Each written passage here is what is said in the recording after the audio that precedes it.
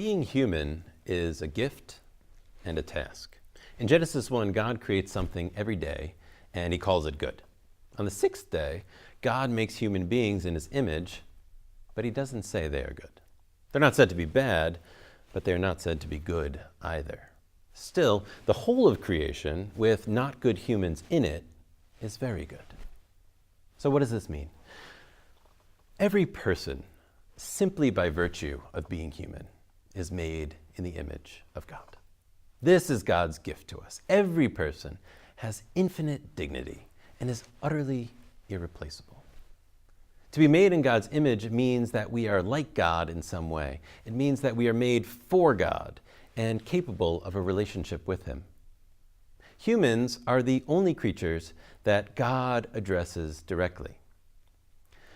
And we can respond to God because we are like him, because we have an intellect and a will, we have a mind and a heart, which means that we can come to know him and to love him.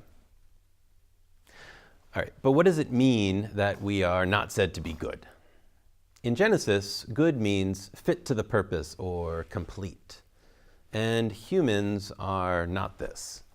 We have the task of becoming good, of being completed, of becoming what God made us to be.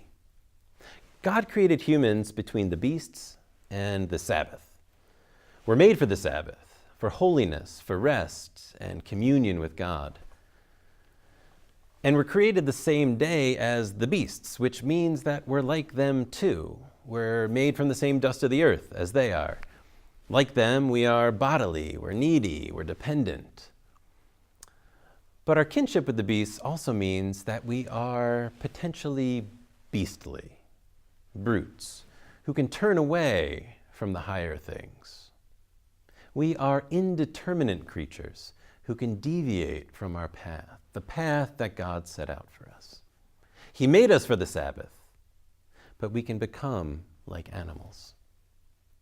So how do we accomplish the task of becoming good, complete, the task of becoming fully human?